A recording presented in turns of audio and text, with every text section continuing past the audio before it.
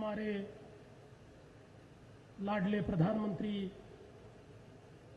आदरणीय श्री नरेंद्र मोदी जी, महाराष्ट्र से राज्यपाल आदरणीय विद्यासागर राव जी, माननीय केंद्रीय मंत्री श्री नितिन गडकरी जी, श्री संतोष गंगवार जी, श्री विजय सांकला जी, रिपब्लिकन पार्टी से नेते आदरणीय रामदास आठवले जी, माझे सहकारी विनोद तावडे जी, राजकुमार बडोले जी, राज्याचे मुख्य सचिव स्वाधीन क्षत्रिय जी, MMRDAचे कमिशनर श्री मदान, या ठिकाणी उपस्थित केंद्रीय मंत्रीगण, खासदार, आमदार, राज्याचे मंत्री, विविध पक्षाचे नेते मंडळी आणि उपस्थित सर्व भगिनी आणि बंधूंनो, सर्वप्रथम मी महाकारुणी तथागत भगवान गौतम बुद्ध व महामानव क्रांतीचे महासूर्य भारतरत्न डॉक्टर बाबासाहेब आंबेडकर यांना मानवंदना अर्पित करतो आणि त्याचप्रमाणे ज्यांच्या आशीर्वादानं महाराष्ट्रामध्ये आमचं सरकार निवडून आलं, ते हिंदवी स्वराज्याचे सरसंस्थापक छत्रपती शिवाजी महाराज यांना देखील मानाचा मुजरा करतो। आदरणीय प्रधानमंत्री जी, मैं आपको बहुत बहुत धन्यवाद देना चाहता हूं। आज का ये कार्यक्रम संपन्न हो रहा है तो केवल आपके कारण ये कार्यक्रम संपन्न हो रहा है। मुझे याद है जिस समय हमने ये तय किया कि इंदू मिल पर भारत रत्न डॉक्टर बाबा साहेब आंबेडकर जी का भव्य स्मारक होना चाहिए और सरकार चुनकर आई, तो इससे पहले क्या हुआ ये मैं देख रहा था, तो लगातार फाइलों के ऊपर कागज काले होते दिखाई पड़े। फिर फाइलों में लिखा दिखाई पड़ा कि अगर स्मारक बनाना है तो केंद्र की संसद में कानून पास करना पड़ेगा। और फिर 2-3 सालों से पुरानी सरकार लगातार ये बताती थी, हमने केंद्र को विनती की है कानून बनाना पड़ेगा, कानून बनाना पड़ेगा, पर कानून बन नहीं रहा था। मैं आपके पास आया और मैंने आपको निवेदन किया कि इंदू मील पर भारत रत्न डॉक्टर बाबा साहेब आंबेडकर जी का स्मारक बने। ये 125 करोड़ भारतीयों की इच्छा है। और आपने तुरंत संतोष गंगवार जी को, उनके सेक्रेटरी को, सभी को बुलाया और आपने कहा देश के अटॉर्नी जनरल का ओपिनियन लीजिए, किस लिए कानून की आवश्यकता है। अगर केंद्र सरकार जमीन राज्य सरकार को देना चाहती है तो जो अस्तित्व में कानून है क्या उसके तहत ये नहीं किया जा सकता। और मेरे लिए आश्चर्य की बात थी, ठीक उसके तीसरे दिन आपने मुझे दिल्ली बुलाया और कहा हमने हल ढूंढ लिया है, आप आ जाइए, इंदू मिल की जगह आपको हस्तांतरित करने का MOU हम कर रहे हैं। प्रधानमंत्री जी, विडंबना को देखिए।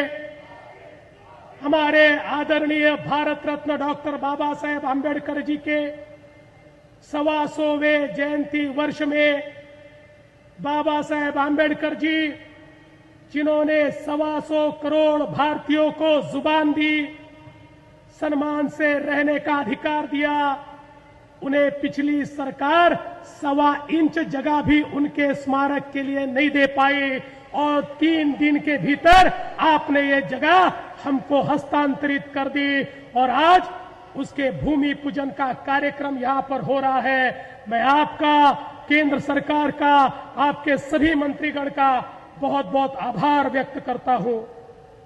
डॉक्टर बाबा साहेब आंबेडकर जी की इस 125वीं जयंती वर्ष में महाराष्ट्र की सरकार ने यह तय किया कि हम 125 करोड़ रुपए हमारे जो पिछड़े बंधु हैं उनके उत्थान के लिए, उन तक विकास पहुंचे, शिक्षा पहुंचे, सामाजिक न्याय पहुंचे, इसके लिए खर्चा करेंगे। और इस जयंती के निमित्त से अगले 3 वर्षों में 450 करोड़ रुपए हम इस जयंती महोत्सव के ऊपर खर्चा करेंगे, जिसमें हम मानव संसाधन को विकसित करने की और सामाजिक न्याय प्रस्थापित करने की कोशिश करेंगे। मुझे ये बताते हुए बहुत आनंद होता है, हर्ष होता है प्रधानमंत्री जी कि हमने इस 125वीं जयंती वर्ष में अभी पिछले महीने जापान के कोयासान विद्यापीठ में डॉक्टर बाबा साहेब आंबेडकर जी के पुतले का, प्रतिमा का अनावरण किया। जापान में भी बाबा साहेब का नाम पूरे शोर के साथ वहां पर गूंजा। महाराष्ट्र की सरकार ने यह भी निर्णय किया कि लंदन स्कूल ऑफ इकोनॉमिक्स में डॉक्टर बाबा साहेब आंबेडकर जी जहां पढ़ते थे और जहां पर एक स्कॉलर के रूप में उन्होंने अपनी प्रतिमा प्रस्थापित की, उस स्कूल में पढ़ते हुए जिस घर में वो रहते थे, बड़ी आश्चर्य की बात थी, वो घर लिलाव में निकल गया।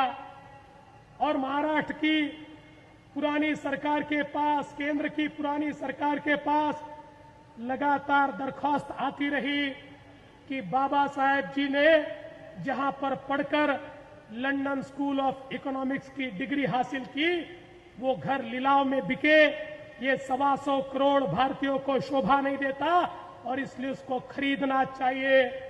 मैं नहीं जानता क्या मजबूरी पिछली सरकारों की थी बाबा साहेब आंबेडकर जी का घर खरीदने के लिए 30, 35, 40 करोड़ रुपए की आवश्यकता थी, पर वो पैसा भी उस सरकार ने नहीं दिया। लेकिन हमारी सरकार ने निर्णय लिया कि जिन्होंने हमें संविधान दिया, जिन्होंने हमें जीने का अधिकार दिया, ऐसे बाबा साहेब जी जहां पर पढ़कर बड़े हुए, उस घर को हम बिकने नहीं देंगे। और हमारे बड़ौली जी को हमने वहां भेजा और महाराष्ट्र की सरकार ने उस घर को खरीदा और आज हमारे हाई कमिश्नर के कब्जे में आदरणीय मोदी जी ये घर वहां पर है। और मैं आपसे निवेदन करना चाहता हूं कि आप इंग्लैंड और लंदन जाने वाले हैं, जिस समय आप जाएंगे, आपसे दरखास्त है, आपसे निवेदन है, आप जरूर वहां जाइए और आप ही के तत्वावधान में वहां पर एक बहुत अच्छा संग्रहालय बने, जिसमें बाबा साहेब ने अर्थव्यवस्था के बारे में इतने अच्छे विचार लिखे हैं। देश की आज की आर्थिक परिस्थिति को किस प्रकार से बदला जा सकता है, ऐसे पथदर्शी विचार डॉक्टर बाबा साहेब आंबेडकर जी ने लिखे हैं। मैं ये चाहता हूं आप ही के नेतृत्व में उन विचारों का प्रतिपादन उस घर के अंदर हो और वो दुनिया के लिए एक मार्गदर्शक इस प्रकार का घर बने। और मुझे विश्वास है ये हम निश्चित रूप से करेंगे।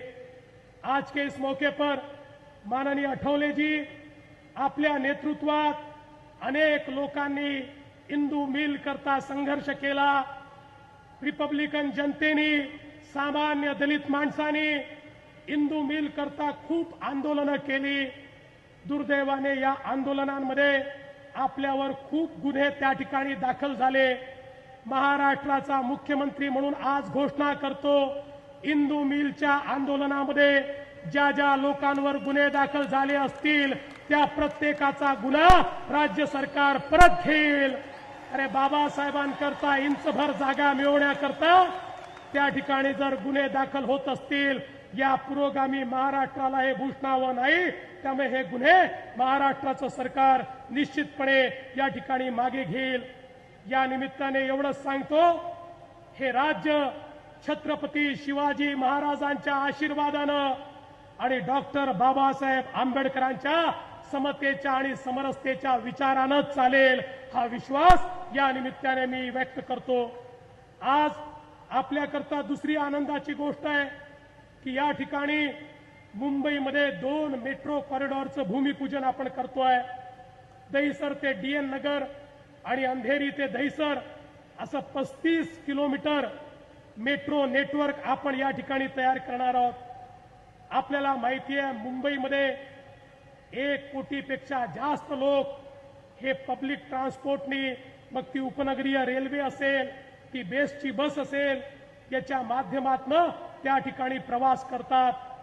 पण आपण जर गेल्या 10 वर्षातला आढावा घेतला तर आपल्या पब्लिक ट्रान्सपोर्ट कमी पडत असल्यामुळे खासगी वाहनांनी प्रवास करणाऱ्यांच्या संख्येमध्ये 10% वाढ झाली आणि त्यामुळे मुंबईचं कंजेशन हे सातत्यानं वाढत आहे. आणि म्हणून आपण ठरवलंय की या ठिकाणी मोठ्या प्रमाणात पब्लिक ट्रान्सपोर्ट तयार करायचा. मोदीजींचं स्वप्न हे स्मार्ट सिटीचं आहे आणि मुंबई स्मार्ट सिटी करायची असेल तर मुंबई आणि मुंबईच्या लगत जो MMR रिजन आहे, या संपूर्ण MMR रिजन मध्ये आपल्याला स्मार्ट ट्रान्सपोर्टचं जाळं उभं करावं लागेल. हा जो 35 किलोमीटरचा कॉरिडॉर ज्याचं भूमिपूजन आपण करतोय, केवळ 4 महिन्यामध्ये याचा DPR आम्ही तयार केला.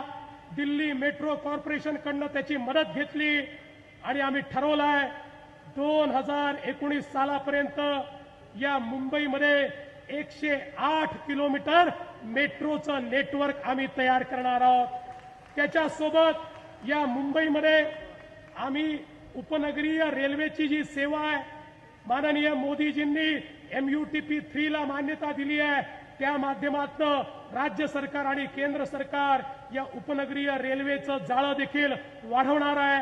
त्याकरता एलिव्हेटेड कॉरिडॉर्स आम्ही तयार करणार आहोत आणि या माध्यमातून मी आपल्याला निश्चितपणे सांगतो की या सगळ्या ट्रान्सपोर्ट सिस्टीमचं इंटिग्रेशन कसं करता येईल, रेल्वेचं मेट्रोशी, मेट्रोचं मोनोशी आणि या तिघांचंही बसशी इंटिग्रेशन कसं करता येईल आणि मुंबईच्या आणि MMRच्या कुठल्याही भागातनं कुठल्याही भागामध्ये 1 तासामध्ये कसं पोहोचता येईल याचं नियोजन MMRDAच्या माध्यमातून आम्ही सुरू केलेलं आहे. आणि याकरता जो पैसा लागेल तो उभारून ते काम आम्ही करणार आहोत. आणि एवढंच नाही तर हे सगळं पब्लिक ट्रान्सपोर्टचं इंटिग्रेशन केल्यानंतर एका सिंगल तिकिटावर आपल्याला या कुठल्याही ट्रान्सपोर्टमध्ये प्रवास करता आला पाहिजे, अशा प्रकारचं नियोजन हे देखील या ठिकाणी आपण सुरू केलेलं आहे.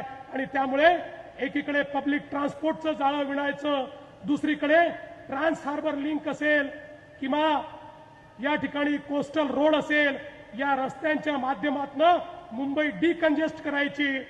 ज्या मुंबईला इंटरनॅशनल फायनान्शियल सर्व्हिसेस सेंटर आपण तयार करायला निघालो आहेत, तिथला ट्रॅफिकही हा स्मूथली त्या ठिकाणी झाला पाहिजे, अशा प्रकारचा प्रयत्न आपण करतोय.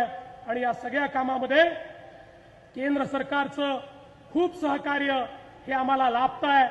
सगळ्या परवानग्या, ज्या परवानग्या 7-7, 8-8 वर्ष मिळाल्या नव्हत्या, त्या पर्यावरणाच्या परवानग्या मोदीजी आपण 2 आणि 3 महिन्यामध्ये आम्हाला देतात आणि त्यामुळे विकासाची गती वाढली आहे. मी आपले आभार मानतो आणि आपल्याला आश्वस्त करतो की याच गतीनं आम्ही विकास करू आणि 2019च्या पूर्वी मुंबई हे आंतरराष्ट्रीय शहर असेल, महाराष्ट्र हा अग्रणी असेल आणि महाराष्ट्रातल्या गावागावाला दुष्काळ मुक्त करण्याकरता जलयुक्त शिवारच्या माध्यमातून शेतकऱ्याच्या शेतीपर्यंत पाणी पोहोचवून दाखवू, हा विश्वास या निमित्ताने व्यक्त करतो आणि माझं बोलणं संपवतो. धन्यवाद.